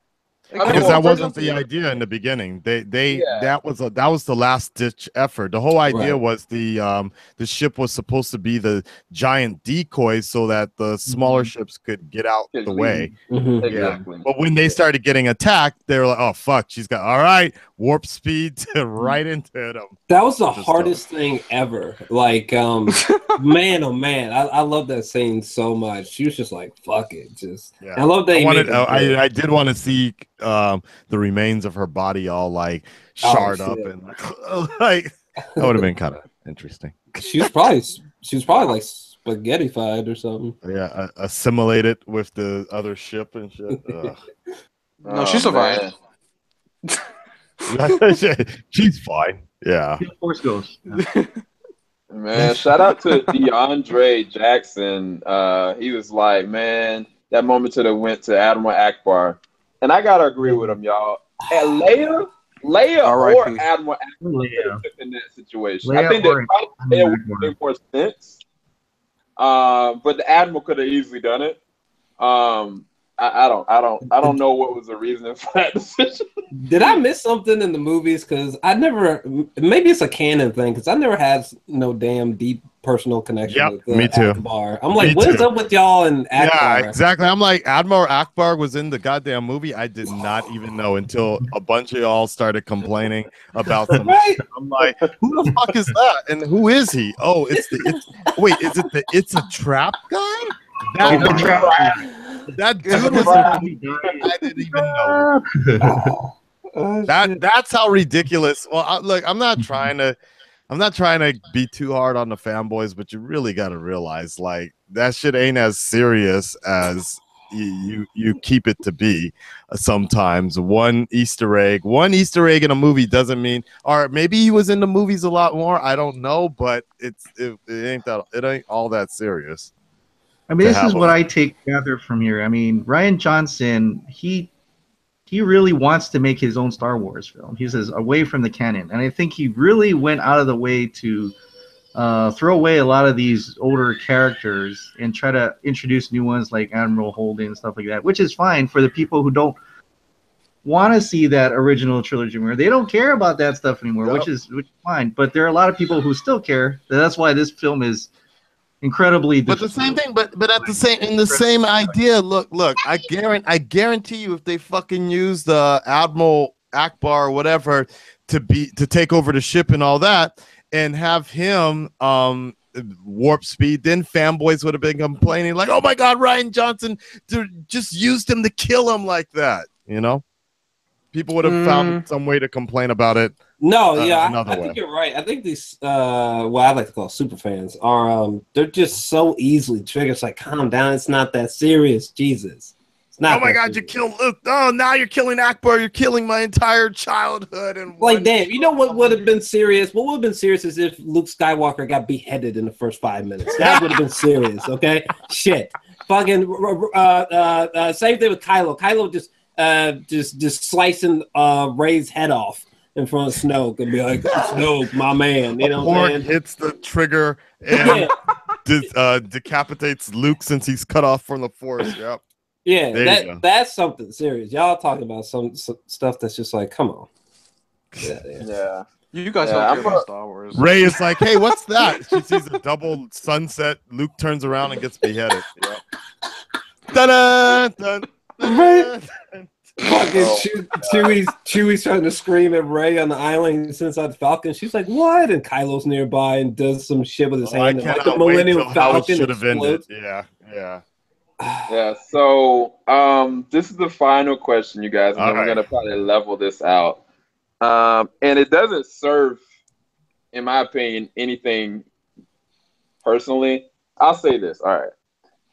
Because we're going into another episode 9, What are you guys' theories about what's going to happen before? We've already seen that theories is not good for Star Wars fans. So I hate to like start something and we say something revolutionary. People call it canon, and then it doesn't happen, and then we have problems because of this one video. I don't want that to happen, but I want you guys to freely give you your own personal opinion, theories moving forward. Like if you think the Millennium Falcon is going to go on a kamikaze and finally just fight it, you know what I'm saying? If you think, Rey's going to give herself over to the Force to save Ben, I don't know, whatever you think moving forward that they're going to do, I'm curious as to you guys' thoughts because there's a lot that they could really do. Like we haven't seen the Knights of Ren yet.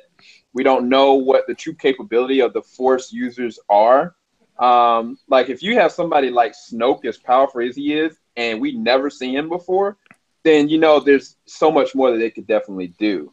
So I was curious y'all's theories moving forward into episode 9, what we're gonna get and what's gonna happen with our characters. One of the biggest things for me, I guess I'll start off, is I would love to see Finn Force sensitive. I would love to see Finn show some kind of ability with the Force because, when he was talking to Han Solo, he was like, we're going to use the Force. And like Han was like, that's not how the Force works.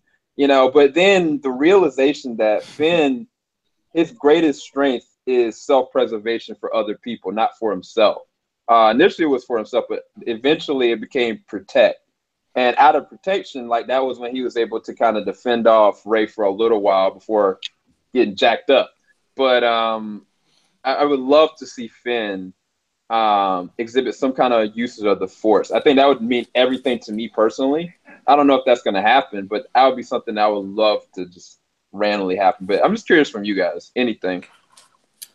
One thing I would love to see is that, because everybody knows I hate the prequels, but prior to seeing the prequels, I was really hoping to see not only Anakin transition to Darth Vader, but I really wanted to be convinced that that was the only route that felt right. You know what I'm saying? Like I wanted it to be sensible, like, oh, okay, yeah, it's understandable why he's Darth Vader.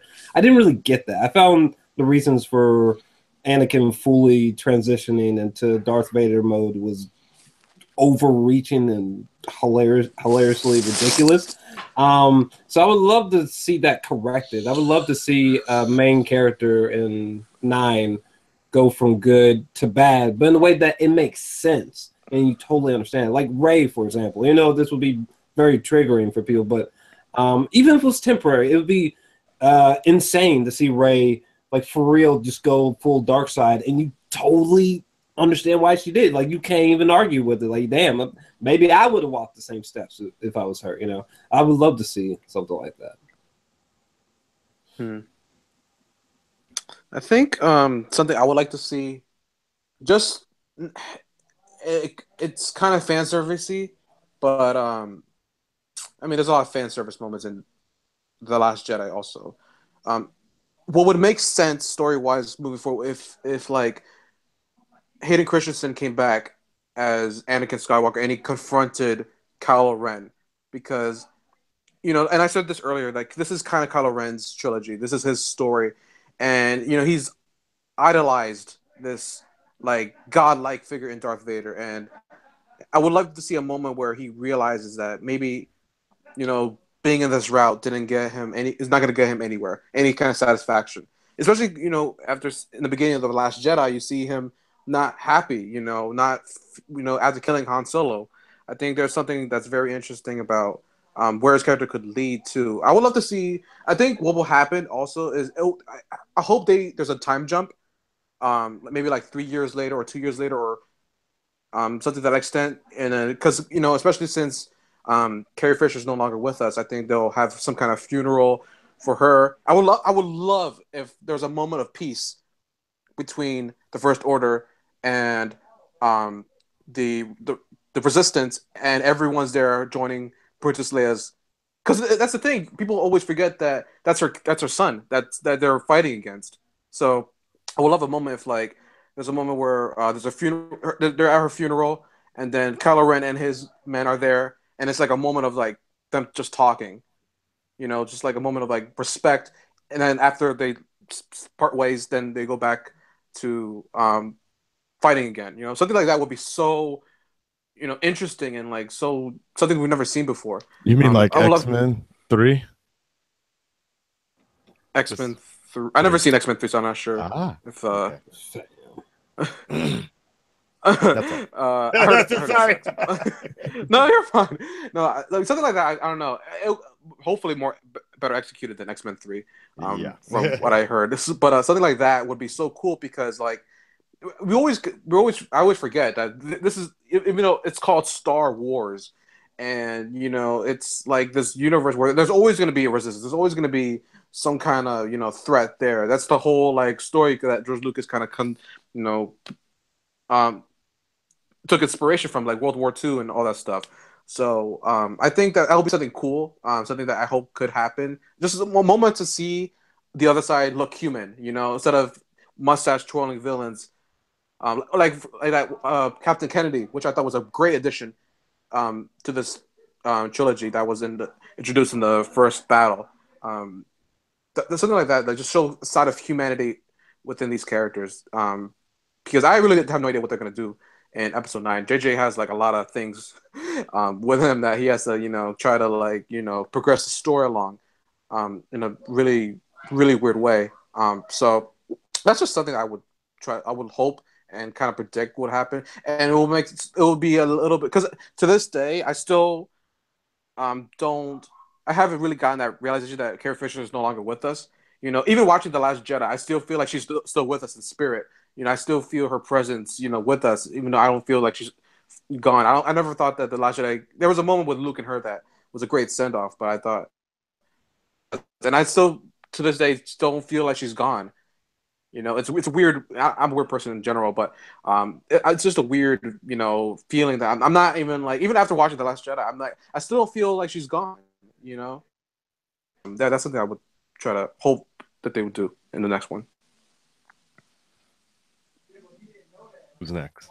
So, go ahead. You want to go first? Okay. No, go. So, I feel like, I want actually Finn to be a Jedi, and I like Rey and Kylo Ren to get together, and not in a romantic sense, but be the dark side and have them be the two evil force, because that would be something different to have one guy go after two guys.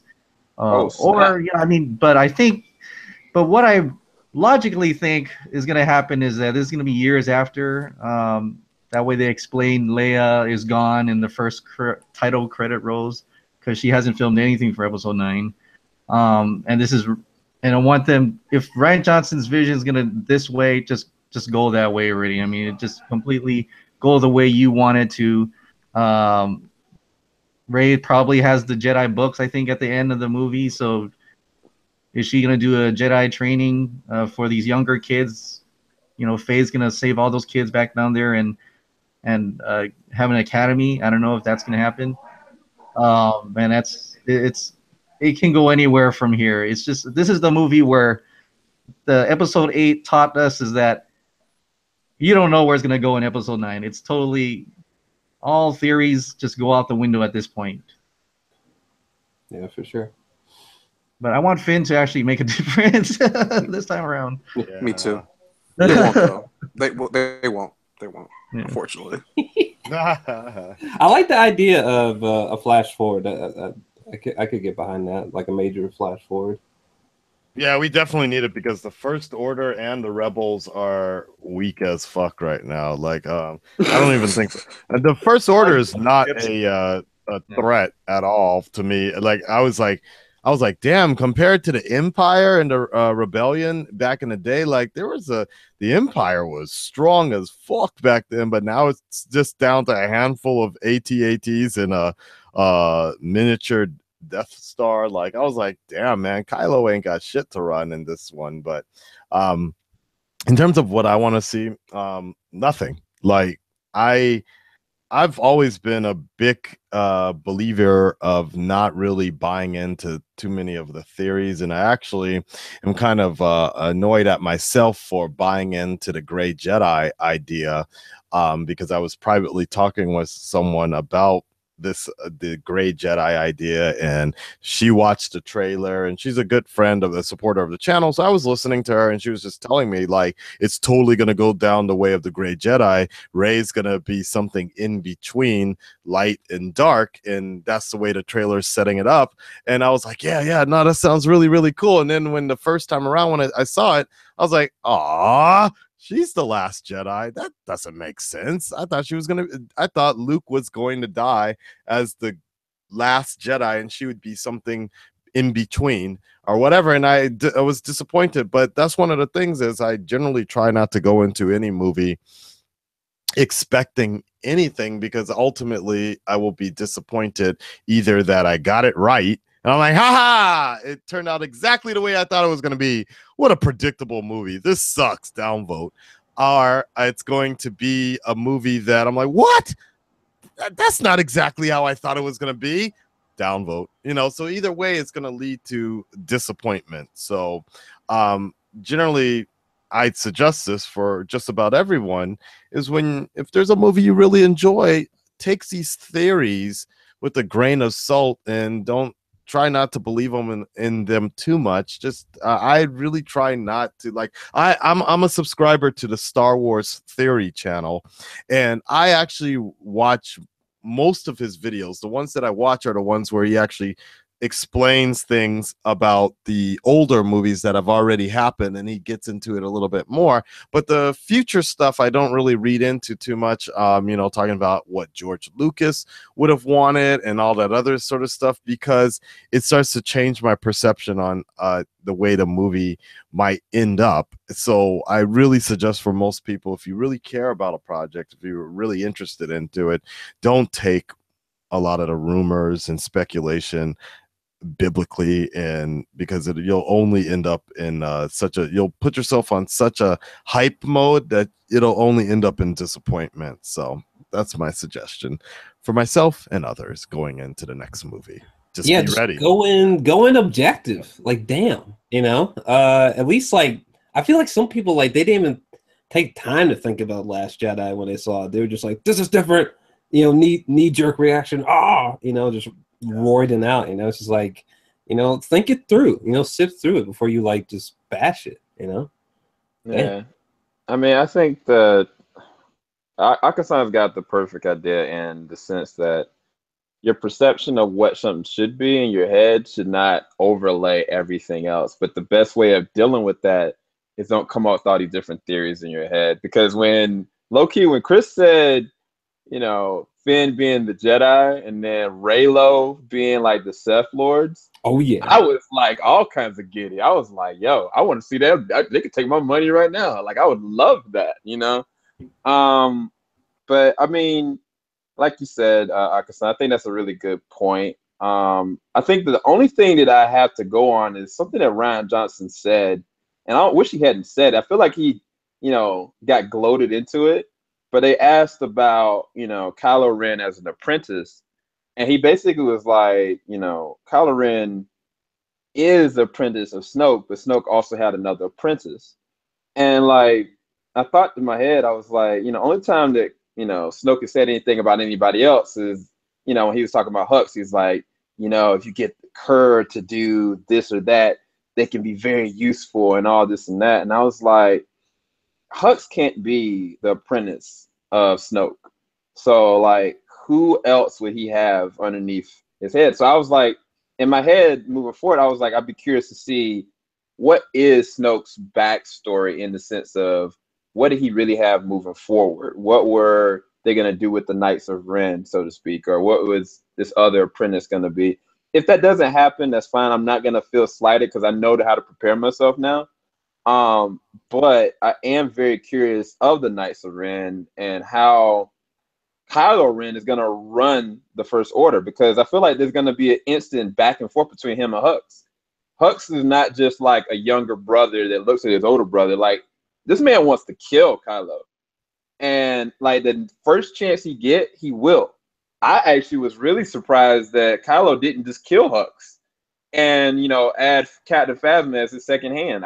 I didn't know why he didn't just kill him. I'll be quite honest with you. But I think he has better control over the armies, though. That's why. You think the armies respect Hux a lot more? Yeah, he knows how to handle the. He's been controlling the armies for so long. That's not something that Phasma was ready to do. Yeah, and it's not something that Kylo has a lot of knowledge on, military rollouts and shit. If I was Kylo, I wouldn't kill Hux either because I don't want to do that job. You know, just tell Hux what to do, and Hux can micromanage it all he wants. That's the thing about being a Sith Lord is like you don't really kill out the people that work for you don't really want to work for you, but they do out of fear, and it's better to keep Hux on a fear sort of leash than just completely eliminate them, because then you would have nobody to work for you. You would have incompetent people working for you. And Hux is very good at, especially I didn't really realize this, but in The Force Awakens, like he's really good at being that Nazi leading the army type of deal. So he's a better believer in the First Order than Kylo is. Yeah, I really I feel like I'm one of the very few people who like I genuinely like General Hux. Like he just cracks me up. The resistance. I'm tied to the end of a string. Like I like this character. You rebel scum. Domhnall Gleeson, he is committed to that role, and I think you're right. He's all pasty and shit. Yeah, pasty ghost face motherfucker. Yeah. Yeah. But all right, did we get everybody? I think that is everything, and we have unloaded all over the place for the Last Jedi. I don't think there's any other questions other than Maz Kanata. What they're gonna do with her moving Talk forward. about Maz Kanata. I can't because some people here hate Maz Kanata. I mean, for me, like I felt like she was used very well in The Force Awakens. She's very mysterious. She seemed like she was a Force user, or at least was very in tune with the Force. But that didn't come to anywhere in this movie, so I'm not led to believe they're gonna bring her anywhere further in the next incarnation. So, man, just let that tangerine pineapple woman die. Just let her die. Damn. You know what I'm saying? Just let her die. Oh, that scene was so bad with her. Oh my god. It looked like a Battlefront 2 like video game next level. Like, oh, you have to go to the Canto Bight in order to go to the next level and find the master code breaker. I'm like, it was weird. Oh my gosh. But anyway, the master code breaker. Wow. That's a name. Sorry. But yeah, that covers everything. So you guys got any closing remarks and what your final number rating is for this movie? Because some of you guys haven't revealed what your number rating is. And then I guess Akasan, if you can give us your ranking. Everybody else gave a ranking of where they have it at as far as the other Star Wars movies as well. And then we'll be done. Okay. I thought The Last Jedi was an 8 or 9 out of 10. I thought it was really good. The only bring it down a few is because of the casino storyline. I thought that was a waste of time, and Rose was a waste of time. So that forced relationship with Finn didn't even look like he wanted to be. He was like, "What the fuck? Bitch, you about to kiss me?" I was like, "What?" Everybody, the reaction from everybody in the movie theater was just like, "What?" Like, yeah, he loves this dude now. Like, anyways, and then if I were to rank all the movies, I don't really know because I don't really have a strong memory of the older movies, but it's definitely The Last Jedi is really up there, like right under The Empire Strikes Back or something like that. Because The Empire Strikes Back, looking at it now, based on the other movies, there's a better format, and it's very nice and smooth pace, and there's a quality about it. But who's to say that The Last Jedi may not be, once the next movie comes out, episode 9 comes out, The Last Jedi might get pushed up even more based upon what they did in The Last Jedi. We just don't see that yet. So I definitely think The Last Jedi is right up there with like at least my top 3 or top 5 Star Wars movies. The rest I don't really know or care. So the bottom one would probably be either Attack of the Clones or Rogue One, because personally I found Rogue One really boring. Oh wow. But that shows that I'm a different type of fan, one that prefers the Episode 1, I liked episode 1, but only because of Darth Maul, and I like the new trilogy, but the rest is kind of just like, yeah, whatever. I have respect for the original trilogy, but like Rogue One, I knew everything that was going to happen, and I didn't care about anybody in that movie until the end where Darth Vader shows up and starts killing everybody. So that was about it. Yeah, so there's my ranking. Yeah, I also have Last Jedi right behind Empire. Actually, there's just a darkness in Empire that I just love. But no, Last Jedi for me is a 10 out of 10. It's what I would do if I was making a Star Wars movie. I'd be fucking with people and triggering people like crazily. So I love The Last Jedi. It was such a breath of fresh air for me. I thought it was a 10 out of 10. Yeah. For me, The Last Jedi is it's a decent sci-fi movie, but I feel like personally it's not a good Star Wars movie, considering where it fits in within the lore of the saga. If I had to give it a grade, probably like a 6 out of 10. I still like the visuals. I love the way they showed light speed. I love the choreography of the action. I love the performances of the characters. I still think this overall storyline of the movie, and it's a very ambitious movie overall. I do still, even though I don't love it, I still acknowledge it's a very ambitious movie. And Rian Johnson, I love his movies from Brick to Brothers Bloom to Looper, the Breaking Bad episode Ozymandias that he directed, which is for me the greatest episode of television ever. And I feel like I'm excited for his new trilogy because this is going to be outside of the trilogy and it's going to take place in whatever area he wants. So he has more to do, bring in new characters. I know there's a lot of influence from Cowboy Bebop that he has, that he kind of I saw a lot of like inspiration from that show in this movie that I thought was really really gave the movie a fresh take overall. When I was watching this, I'm like, yo, this feels fresh. It feels new. But I still think that there's a lot of things in this movie that actors just didn't were very out of character, and a lot of things were unnecessary. And the editing was a little bit messy at points, but I still think it's a really entertaining movie. And I don't think that it deserves people saying that it's one of the worst Star Wars movies ever. I don't think it deserves to be, bashed as much as it does. Agree for some of their points, but not like people, because like the YouTube comments and like people's reactions are very toxic. I try not to buy into that too much because I really don't. At the end of the day, it's all about what each of us feel about the movie when we got out of that, And I mean, and I hope that in the future, this movie, after watching episode 9, that the movie really reveals itself to be more, better. Like Empire Strikes Back was something that wasn't loved by everyone when it first came out either. So I hope that will happen for The Last Jedi. And people, it has a better rewatchability for what it does moving forward in Star Wars. So that's what I hope, at least. But I still, overall was kind of disappointed in the movie overall for what the chance. I know they took chances, but some of the chances weren't paid off at the end of the day for me. So that's just how I feel about Last Jedi overall. I'm not really good at giving scores. I'm dumb like that. That's why a lot of my reviews I don't give scores. I just give my thoughts on it. But I guess you can say, I mean, I'd give it maybe like, if it's for a Skywalker saga, maybe like a 5 or 6. If this is a new direction Star Wars, like higher than that. But it just depends on the lens I view it through. If I view it through the lens of knowing exactly the type of changes that Rian Johnson wants to make, then yeah, it's going to be a great movie. But if I view the lens through the original trilogy and how they don't honor or even try to destroy the lore of the original, then it's going to be a lower. So I guess that's half, maybe like 5 or 6.